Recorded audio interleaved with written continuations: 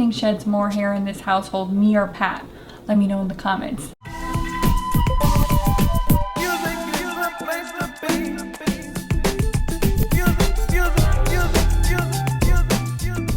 Hey guys, welcome back. It's Melody. We're gonna do a really quick video on hair care, and if you're new to my channel, don't forget to subscribe because I post new videos every Sunday. But what we are going to talk about is just basic tips to keep your hair looking healthy and luscious as much as possible.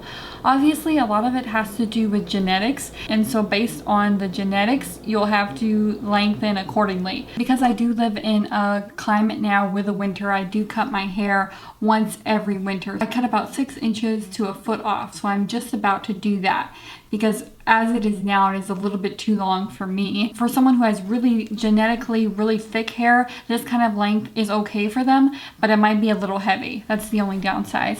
But I am going to go and cut it, and so that's another thing I love about long hair because it is so easy to maintain, especially if you don't put layers in it. You can easily cut it yourself, and it is so easy to style. You just basically tame the baby hairs, or you throw it in a big luscious bun and you're good to go out the door. So it's really easy to look after. It is a real minimalist type of hairstyle. Hair has more moisture the younger that you are. So the younger you are, the easier it is to grow out. And the next thing is climate. In Hawaii, a lot of girls have nice, luscious, long hair. The warmer your climate is, the easier it is to grow out hair luscious and long. Further up north you get, winter starts earlier and winter dries out hair so much, and it's so hard to keep hair looking luscious when it's long in dry weather. So you have to adjust the length of your hair depending on those 3 factors. There are some things we can do to make hair look more luscious and more healthy. The number 1 tip is you don't want to pull out any more hairs than you have to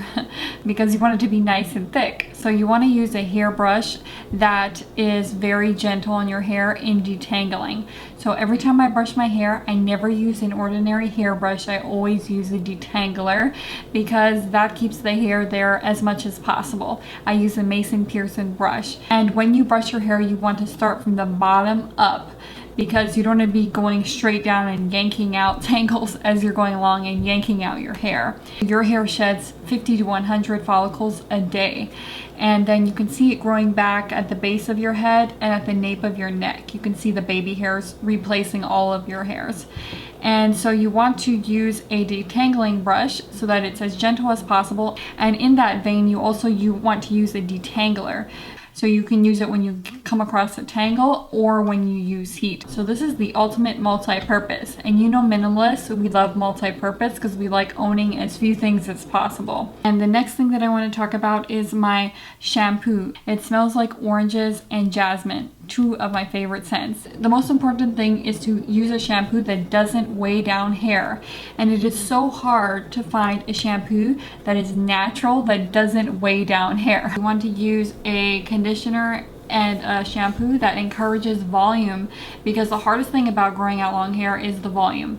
And so you want to use one that doesn't weigh down your hair. I have been using this for over 5 years, ever since I was a teenager, the Wonder Seed. When it ran out in my Whole Foods in Hawaii, I lost my mind. And I contacted Teresa, the woman who made this shampoo, and I asked her when the repackaging was going to come back because that's how much I love this product. So many natural shampoos weigh down your hair or they cause dandruff. And so this is the only thing I'll be using for as long as it's sold.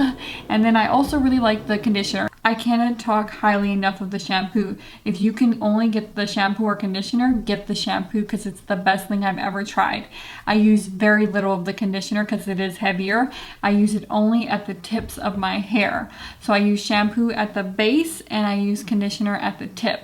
You only want to shampoo and conditioner your hair every 2 or 3 days. So you want to clip it up in the shower when you're showering between those times. And if it gets greasy, you want to use a dry shampoo between that time so that your hair is still bouncy, or you want to clip it back into a bun. Dry shampoo is another multi-purpose tool because it's really great for adding body to your hair as well.